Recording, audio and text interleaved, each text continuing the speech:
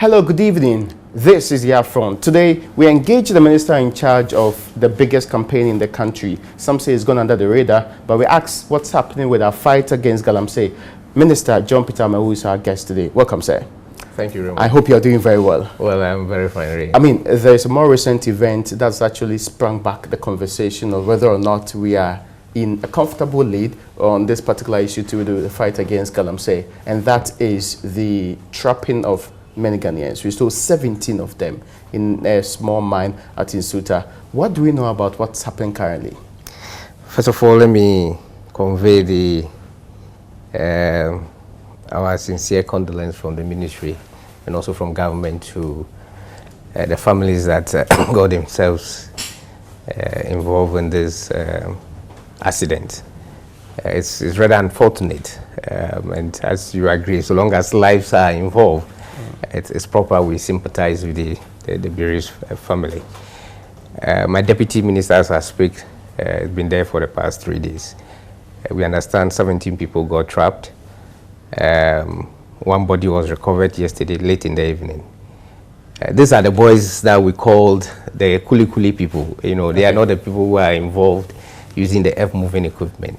But the incident actually happened because there are several shafts leading to the underground, and they blasted from one of the end, not knowing that was the escape route. Normally when they blast, that was the route they used to escape, but the blast this time at that end. So all the people who rush in attempt to leave the mine before the blast, they are the people who actually got trapped. The 5 that left through the other entrance, of course, which was not the mandated entrance, but managed to use that. We understand 5 of them got out safely, and so this is exactly what happened. But the activities, again, as you know, it's an illegality, and this is what we've been talking about, and this is rightly the reason why we're calling on Ghanaians that they should exercise patience. We are not against mining. We just come out with a report, and this report is what we're going to launch in University of Mines and Technology, called the Multilateral Mining Integration Project. And this is a project that is going to open the way for mining to be done in a more sustainable way. It is the practice and the methodology they adapt in the mining processes that we are against as a government. And so we expect that the ban should be enforced. We're saying that nobody should engage in small-scale mining. There's a complete moratorium, suspension, and ban even on issuance of new licenses. So we don't expect people to be doing this. Okay, so they were engaged in illegal activity. Precisely, small-scale mining. But we are told that they were actually mining an abandoned pit. But is that allowed by law? Why do we have to go underground to undertake an activity that is not acceptable? But our understanding is that when these pits are abandoned, somebody ought to do some form of reclamation. Of course, that is mandatory. That if you are if your mine period, of course, have terminated, you need to reclaim the land. Do you know who owned this mine in the first place? I have no idea of who owns this particular mines. But what I know is that, some of these shafts are not being done by the large-scale miners. They are equally done by the small scales. That is what they do, yes. But that doesn't sound like... No, but if you go, for instance, to the northern part of this region, Talensi area, all the small scale that have done those underground, they are not done by large scale mining. They were done by this. You use pickers and shovels, and the way they dig this hole sometimes it's about 1 meter diameter round, and they dig it down to almost sometimes about 25-30 meters down, and they are able to connect to other and do other linkages. That doesn't sound like small scale mining to anybody anyway. Well, it's maybe an improvised technology that they have adapted. So this is exactly what happened. But yes, that doesn't mean that even if they finish, they shouldn't reclaim. They need to reclaim, cover up most of this speed. But that has not been done. Okay, but there's a talk about whether or not we have gone to sleep on the fight against Galamsey. And that talk is because very little health of exercise. Indeed, just yesterday, the media coalition came out to the statement and said that we need to revamp it because obviously, whilst everybody probably was concentrating on some success gained, there's a lot of activity still happening on the grounds. Yeah, you see, the activity of the illicit miners, or to clamp down the activity, is not necessarily just the field work. As I'm showing this report, this report have to take us months meant to sit down and prepare. Interesting. And so as much as the field activities is very key, we've been seeing a lot of things happening. You, Raymond, been talking about this, even though the minister has not visited site. Yes. Ken Ashigbe has been all over. Just 3 days ago, he was in Ashanti region having a stakeholder engagement with people. You know, Bernard and co had always been talking about it, and so the media awareness is of course ongoing. Okay. Maybe why people think that there have been some level of, you know, reduction in activities because maybe they haven't seen a minister arresting Chinese or Russian on site. So I mean that is not the issue. It's not the. It's not what you know. Yes, I get the point. Those fanfares are sometimes interested, but then that is not. We must also do behind the scene work, like I have shown you, and this is exactly what we are doing. Okay, so is it dawning on you that you cannot continue being on the field consistently? No, it doesn't dawn on me at all. We can do that. I can do that. You can equally do that. But so you sacked mining officers. Who are those replacing them? Well, now there is no small-scale mining going on. Yeah, so there is no need for supervision. There is no need for supervision, of course. But maybe you say it's not happening, but some believe it is happening on the grounds. Yeah, even then, because what those people tells me is that it's not their responsibility to supervise an illegality. I see. Those 9 officers that are fired, because it's not their responsibility to supervise an illegality. So even if they are there, they don't go to stop them because they are not there to supervise an illegal mining activity. But there are plans to recruit more people? Yes, of course, we have plans to recruit. We've just been granted some approval from the Finance Ministry. We are expanding on the number of mining districts. We are creating, I think, about 5 additional mining districts. That makes it 14. Yes, but you know what happened, Raymond? In one mining district, you can have about 4 political districts. Yes. Okay, which of course would have, you know, means that you need to do more work. Maybe but then which actually means that you need more people than 14. So what we're doing again is that apart from the mining district, we're coming out where we have the satellite district. So if you have a mining district, in those political districts, we're going to have DEX offices in those, you know. How soon is this going to happen? As soon as possible. My executive, the chief executive on Mineral Commission just left my office. We sending the, you know, the request for transfer of funds from the ministry. And so that's going to go ongoing process of engagement, you know, already is in place. So we're going to do that as quickly as possible. These 9 offices that have been interdicted, their report is right here. We've gone through. Of course, some, of course, will need to be looked at. Some, of course, will definitely have to go. But we need to do some gerrymandering, making sure that we transfer them from one place, bring some to the head offices, some to another places, and engage more dynamic. How many are you reinstating? I will look into the reports and then let you know maybe afterwards. But you fire some of them? Yes, definitely. Is it the majority you are firing? I don't think it's majority. Interesting. I mean, so they didn't really do something wrong? Oh, of course. They did something wrong. Why then are they still going to be a post? Oh, no. If you did something wrong, of course, you wouldn't go to post. I mean, okay, so public service regulations. Yes, of course. Okay, yeah. So now... But you see, it is not a complete firing. I mean, it's, how do you say it? The step-aside kind of thing. Yes, the step-aside silence for investigations to be conducted. You know, the public service have a structured way of doing things, you know, and so that is exactly what they were not complicit in illegal deals. They were not watching for the illegality to happen. Precisely, maybe, yeah. But if you have a drunk officer, for example, of course, an incident like that, a drunk person, for instance, found on duty, you know, that's cause for questioning, and his case is quite serious. Okay, so let me get this right. It is not because we are in the wonderful talks with an MOU with China for 15 billion. That's why we are not hearing much of Galamsey fight. Not at all. You see, we must look at this thing discreetly, Bernard. China as a government, as an entity, we must try to separate that largely from Chinese citizens. Yeah, the who invariably operations of China in our part. Yeah, but invariably most of these people find their way into Ghana, even without the embassy's understanding. I had an occasion where the ambassador came to my office, the Chinese ambassador came to my office, sat down. She understood completely that the methodology adopted in the mining practices in Ghana is totally wrong. The ambassador... By the Chinese? She's a Chinese, she's a woman. I'm talking about call their people. Yes, I mean, but so her point is that most of the people who come here to undertake these activities, they are not authorized by the Chinese government that go to Ghana as a policy, go and make sure that you put chamfens on the river and pollute the river, go and cut down the trees, go and mine in the forest. It is not a direct, deliberate Chinese policy. Are they cooperating with government to make sure that these people are actually brought in line? Yes, of course, largely. You know, the woman has been very, very, very, you know, cooperating. I've been, even just yesterday, I spoke with an issue regarding this, our reclamation. We've been talking to see how they can help. The Chinese as a government, I think. Oh, Chinese people pollute, their government helps us to reclaim. That's an interesting story. I mean, I'm just wondering how. Not at all. If you come and destroy the environment, and then we ask that you come back, polluter pay principle, and you say, please come and help us clean the environment. I don't think there's anything wrong about that. I mean, no, I mean, we can make an appeal to them. We speak it. The Australian High Commission was here, you know, with Dr. Norris. We have a very good engagement. They are helping us with this stakeholder engagement to come out with this MMIP. Oh, I mean, so donors in terms of international bodies are coming in to help. If Chinese want to help, well, of course, we are the major polluters and we want to help, of course, in addressing the environment. There is nothing wrong. But I'm not saying that the principle behind it is because they are polluting the environment. That's what they want to help. I see. They might want to help basically because they know that it's important as part of their... What's the status of prosecution of some of the Chinese who are involved in that? For example, I have not been following the court proceeding because we left the one in Kumasi, the one in the Western region. I have totally left that to the law enforcement agency. That is their responsibility. We have, you know, played our part to a level.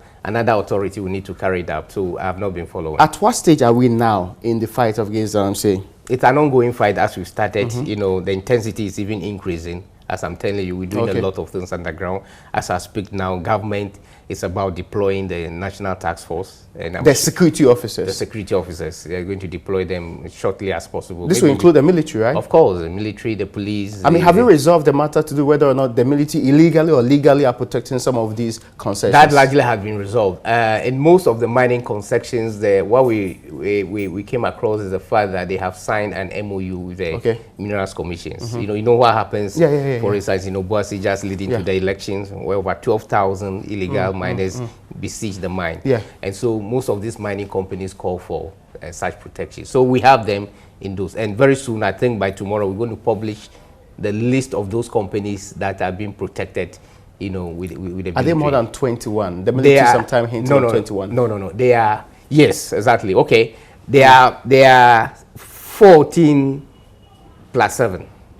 Okay. That is 21. Yes, 21. Good, you're right. So, but the indication I have also is that, are we ever going to go back to the conversation as whether or not this military grouping, knowingly or unknowingly, are protecting a legal concession? Now that we know the number, we know the operations, and we know where they are supposed to operate. That is a good question, Ray. That is why we are going to publish the names and let Ghanaians understand that these sites have an MOU with some level of support from the ministry for the military to protect, you know, their mine. If outside and beyond this number of concessions that we're going to mention, some are found out to be, you know, doing the same thing, then those may not be the legal acceptable ones. So yes, of course, that's why we are coming out with this list. I'm sure by tomorrow it should be up there in the public domain, so that the people will know that if you take Gold First, if you take Asanko Gold, if you take, you know, other mining companies and their military, the protections, of course, have been They are doing legal duty on the grounds. How about those that you said were going to reinforce the ban? Those who are there to ensure the sanity, those people who are there to ensure that people don't sneak in the night to go and do illegal galamsey. You're talking about the military? Yes, I'm talking about the military. Yeah, even if the person have to be there to make sure that they don't do illegality, their presence must be, you know, must be approved. I'm saying that you talked early on in April that you're going to send out a security team, which would make sure that people don't return to these mines. These are the people I'm talking about. That they will be deployed maybe today or tomorrow. You know, government has made some. Do we know the exact number? It's quite extensive. It's a huge number, and these guys are going to stay for 1 year. They're going to stay in the field. Are the district chief executives aware of their coming? Of course, yesterday I had an engagement with some district chief executive. You know, they are having their training section at the Ministry of Local Government. How long will they stay there? They're going to stay not less than 1 year.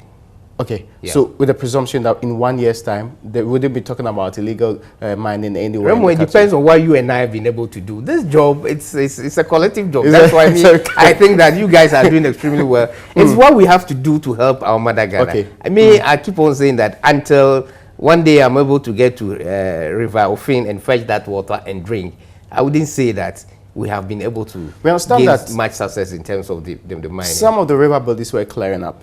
Yeah. Did you get the same report? Yes, I had that report that life has returned to some of them in terms of the fishing activities. But again, it's not, you know, safe for people to start taking fish from those rivers because the mercury content. Yes, I have sent dispatch a team to Eastern region, Chibi area, to do some work before the reclamation. And the report they brought to me, it's quite very bad, because the level of the mercury in the areas is such that you can't even go and reclaim the area. Yeah, it's not safe. But people and so what we're trying to do now as a policy, we want to find out what is the allowable level of mercury, because mercury, as you know, is natural occurring. You know, in some areas, mercury is natural, but we must have, as a policy, the level, an acceptable level for, you know, farming areas, for cash crops, for vegetables. We must have that.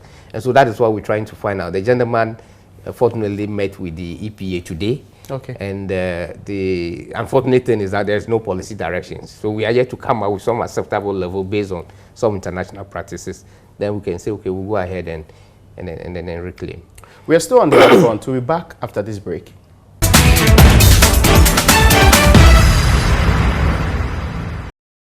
You're welcome back. This is Upfront, and my guest is the minister who is fighting the big fight against Galamsey, John Peter Amewu. When we were actually taking this break, you were telling me about what's actually the plan for making sure that we sustain this particular fight. You're also telling me about how the water bodies, which used to be heavily polluted, are responding to the change in the crisis as we found it to be previously. When are we going to have this policy on the allowable content and usage of mercury in Ghana? Because there was a law on mercury some time ago. Yeah, you know, Ghana signed up to the Manhattan Convention, which invariably seeks to limit the application of mercury in extraction of gold processes, as we witnessing now. So what it means is that we must conform to that. But the point I'm driving in is that because we've not been able to strictly adhere to applications of mercury in extraction processes. Do people really know?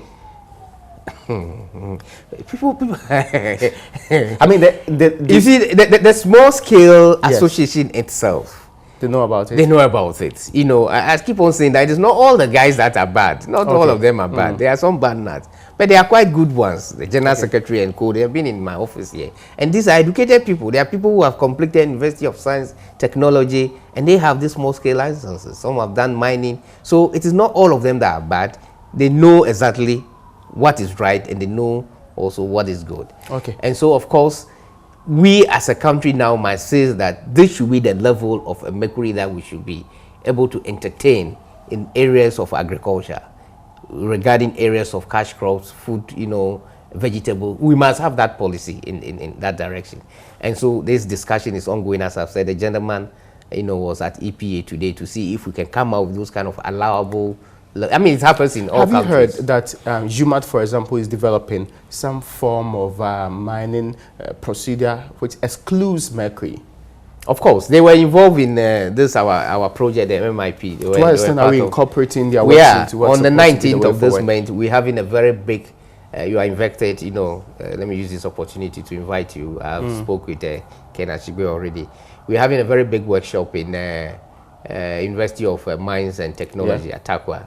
You know, it's being funded by the Australian High Commission, where we are bringing all these intellectuals together again to finalize. This document I've shown is a draft, to see how we can finalize it and then bring in some other new innovation in terms of what you are saying. Yes, they came to us, they took us through the processes of extracting of gold, you know, without application of mercury. And there are new technologies that seeks to do this. And these are things that we need to, you know, look forward in our, you know, our processes. Are there any Chinese in any of the mining concessions in Ghana today, illegally operating? As I speak? Yes. Oh, there are some of them. There are still? Oh, yes. Okay, how about Australians? I have not witnessed any. How about Ukrainians? Of course, I picked two Ukrainians, two So you suspect that there will be more across the country? So far, it's only the two that we've been able to pick up. Is the concession of the MP BT Baba still in operation? Which concession is his concession, which is supposed to be in his hometown in Talensi? The one that killed the 8 guys, I think about 2 months ago, when they did the shut down. That's the Shanxi concessionaire. That has also been shut down. They are not operating. Okay. As I speak to you. Today, when you are counting the biggest troubles against the fight against Galamsey today, which one would be your most important one? Troubles? Yes. As in obstacles, as in problems. Recalcitrant Ghanaians who don't want to listen to directive. Recalcitrant one. People naturally will disobey laws Yes, unless they are compelled to do yes, otherwise. I think that's my major problem. Not even fund. It has nothing to do with financial resources. Really? Yes. You have money for it? You see, We are told that ministers have not been paid for 6 months. Yes, of course. Your budget I have seen hasn't been released to you. But there are processes to make sure that we get our pay. As for the payments, issue, if you get engaged in a job, you don't expect your salary immediately. There are processes. So, interesting. But it's tough. I mean, it's quite tough. But my point here is that you say you have some money. Do you have enough money to continue the fight? We cannot have what we wanted, but we have what the president says this is top priority. Yeah. I mean, virtually every Ghanaian is interested in this fight. You put your money where your mouth is. How is it that you're saying resources are not unlimited? That is a problem. So I'll keep on asking for more, but I think what I have now. What percentage of your budget do you have now? Good question. I think I will have to go back to my you sure would know 40, 50, half of it. Well, for instance, currently, as you are aware, we have an intention to procure drones, and this drone is costing us almost about $3.5 million. How many of them? It's a set of drones. It's a set of equipment, and it's quite a very powerful instrument. The reclamations across this country. Ray, if I tell you the figure, you jump out from this room. I would want to know. It's in billions of dollars. You don't have a budget that goes to the billions, are you aware? No, I don't. I don't have that kind of budget. So how are you going to fund this? Yeah, so we're going to start, what we're doing now is what we call stage funding or stage operations. Okay. So it's going to be in phases. This activity of the illegality has been going on for almost 30 years. Yeah. And you can't use 1 year to reclaim the land. This land reclamation can take us the next 15 years. 50? So 15, of 15, course. If you want to work effectively. About 2 to 1.5% of the earth surfaces in Ghana, 238,000 kilometers squared, have been degraded. And reclamation is just not an exercise of taking a dozer and pushing the earth onto those things. And you have to pump out the water, you have to extract the mercury level before you bring in the materials, and in some instances you have to go and imported materials. Laterites are to be brought in, level it up with a black soil, top it up, raise it about 1.5, and put in an economic tree. So it's a process. This extends beyond the medium term. Is there really a plan to deal with it extensively? I'm talking about the reclamation exercise. Yeah, we will start today, tomorrow. As I'm saying, we have already started the process. If the government is even 8 years, it will outlive the government. Is there any commitment that will continue after that period? We expect that, government is an ongoing, and so the process should also be ongoing because it helps every citizen. No, the understanding I have of this particular process is that with the multilateral mining integrated project, looks like a big, nice project. Yeah. But is there buy-in from all political parties? Yes, I think we try to engage. The stakeholder engagement is more like a political parties because people invariably of their political natures or status vote for various parties. And so when you do a stakeholder engagement, you expect people to come in. The good point you have raised is, yes, maybe we have not strategically put political parties, NPP, CPP, NDC, that they should look at it. And I think something we have to consider. So, Norris, let's take that into consideration. And I get your point, but I want to understand this. At what point in time will we start the implementation of this MMIP? It's already. It's an ongoing process. I mean, as the document is almost the drone application of drones is an issue, and we started engaging with authorities that have the drones, tracking devices. We have already done this year some minimal explorations on our own. We don't have much money, but we've done it. About 1.5 million Minerals Commission pumped into, a small-scale exploration. Okay. To dedicate areas that are more prospective for future exploration purposes. So, though the document itself has not been finalized, some aspect of the document is the implementation ahead of time. It's been implemented ahead of time. Yeah. What do we expect in the fight against Galamsey in the next 6 months, half of the year? Specific programs you have in place? It's aggressive implementation of the plan is one of the things. Okay. The deployment of the forces, as I've already stated, reclamation exercise and planting of economic trees, training of the small-scale miners, dedicating areas that will be solely dedicated for small-scale. And then on top of that, one thing that we're doing is a complete restructuring of the Minerals Commission. You hinted of that several times. Oh, no, it's an ongoing. When is it happening? Oh, no, I think the consultant will be preparing, submitting the report, and they've done the draft. we need to restructure that. The CEO is still in place. I mean, a seriously dedicated unit for small scale in the Minerals Commission. We're going to have a deputy chief executive who will be responsible for a small scale association, small scale miners. You know, a dedicated mine supervisor. I mean, we have a more dedicated structure. The financial structure of the Minerals Commission is going to be well examined, where the person doesn't just sit there as a financial officer and do the normal, but they're going to go more into minerals audit. You know, it's something we are considering. Minerals audit over the period have not been done by this commission. So there's a complete restructuring of the Minerals Commission. Not the Minerals Commission, we are looking at all the other agencies. The Land Commission is going to come on board, the Forestry Commissions, and we're going to restructure most of this. Is the current CEO going to maintain his job? What? Is the current CEO, is he going to maintain his job? I am not an appointing authority. I wish I am, and I would have taken the Would you decision. wish he stays there? If I am...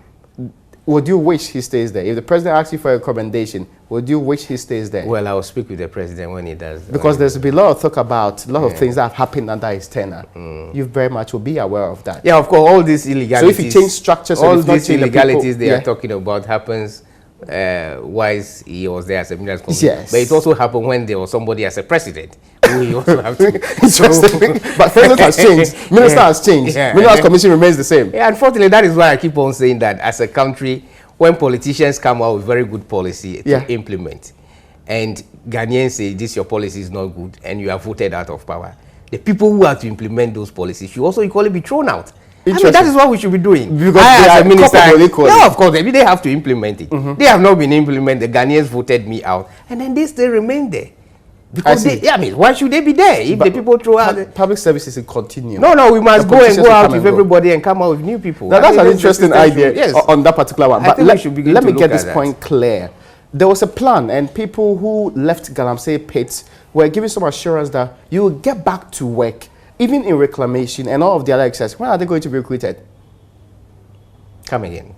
The people who were promised that if you don't get to go do mining again illegally, you may be engaged in the reclamation exercise, in planting trees and all of that. When are they going to be recruited? No, I spoke with the association. I think I have to engage them. Okay. I've told you that we want to start the reclamation exercise. But this is not an exercise we just go pushing in the laterites or the moving equipment back. We need to do some studies in terms of the mercury levels that we are doing. So immediately we finish this. Today, the people at the site now, they are planting red flags. They are mounting them at various areas to show which areas that need to be reclaimed. When we see a blue mark, we know that these areas we can go, but the red marks, you can't go because of the mercury level. So immediately this is that. Of course, we will engage some of the small scale to help us, in making sure that we do the reclamation. They themselves have come out openly, and they are prepared to help. So small scale miners who did nothing wrong, who are operating legally, who also had to stop work because of the exercise, when are they going to resume their duties? I.e., when is the ban going to be lifted? They are part of the MMIP project, the small scale. Is there a period they are going to be lifted? The ban lifted? Immediately we lift the ban. When? They will be immediately. Immediately when? Immediately, I mean. Okay, very soon. I told you that the day I go to River Ofin and fetch water to drink, the ban on small scale and illegality will be lifted in this country. I see. So they actually have to contribute to clearing that as soon as possible. Of course, and the rivers are getting clearer. It's getting clearer. So as soon as possible, I can assure you that. We will take a break here finally and come back to conclude on this particular discussion. This is Upfront. My guest is a very powerful man leading a powerful crusade in this republic. We'll be back soon.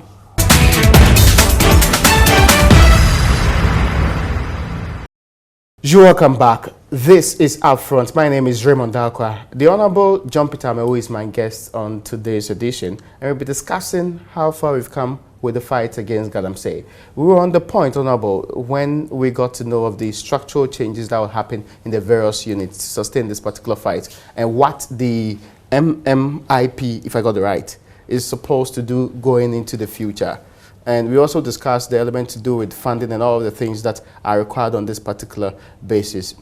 There's, however, a question that a member of parliament posed, and I'm sure you'll be interested. Mutawakilu is Damango MP. He believes that you failed because some people were trapped in the mine and you should honorably resign. Would you resign? I think he's right in his mind, because the sector governed seems to be a sector that this unfortunate incident happened. So of course I'm responsible as a sector minister. Yes. And I think that is his mind. He thinks I have to resign because this incident happened. So well, I'm considering, his thinking. And so I should quote you. You are considering it. Oh, yes, this is what he's saying. So I'm considering it. I'm considering it. Would you resign? I say I'm considering it. That's what does it mean when you say you're considering it? Well, he said I should resign. He has his own mind why he thinks I should resign, because I'm a sector minister and an event of this nature happened. So he said it is open to his view. As Ghanaians, we all have right to our freedom of speech or whatever it is. So he said it. I will not ignore it, but I'm considering it. Whether I have to resign or not, it's not me to say it in public. Is Parliament cooperating? Well, Parliament has been very much cooperating in this issue of Galamsey. If you recollect, the Parliament was one of the first institutions, that signed up to the anti-Galamsey fight. We went to the Parliament and we spoke to the Speaker, and the Speaker was the first person to sign to the anti-Galamsey fight. So Parliament is collaborating very, very high. On several occasions they sent some notice and guidance, and people begin to bring suggestions, even directly from parliamentarians, across this country, submit on regular basis suggestions as a way to address. Are any of them call you and tell you that stop the fight in an area because it's affecting our electoral fortunes? Even yesterday, chiefs called me. They call me daily, 11 p.m. yesterday. To stop the fight. Chief called me. He said, Mr. Minister, the people are working, just close to me. In the night, he called me, and I said, okay, I've heard it. So people call. I mean, and unfortunately, chiefs from which area? Oh, I mean, across the country, most chiefs, most mostly from the Eastern region or the Ashanti region. Is it? Are they from the Eastern? Mostly from the Galamsey, activities. Not only chiefs, opinion leaders. They equally call. Even a number of times you do call me that you. Yeah, but I'm not calling you to stop any campaign. No, but you ask you to continue. No, you tell me that there's Galamsey going here in this activity. Yes. That's what I'm saying. So that's what they be telling you. They say, they're not calling you to stop the campaign. No. They call me to come and fight them. This is what I'm saying. No, they're not going to call to stop. They can't do that. Do you have the unalloyed support of the president in this case? What we're doing is a directive of the president. Okay. His Excellency Nana Akufo-Addo. It is not me. It's not the president thinks that my minister, this environment needs to be clear. So anything I do, it's based on the president directive. He thinks that we can address this issue of illicit mining. Is there a political cost to doing this campaign? Political cost, as in NPP? I don't think the president or either my outfit will envisage a political cost. What we may be thinking of is a huge dividend, because there are 26 million Ghanaians out there who thinks that the extent of the environmental degradation cannot continue, and they think the only person can do it is Nana Akufo-Addo. And I'm telling you, this is a president who I have interacted with, since he became a president, when he was a leader of the party till becomes a president. And I know the man can do it. I mean, he is a man that judges between wrong and good.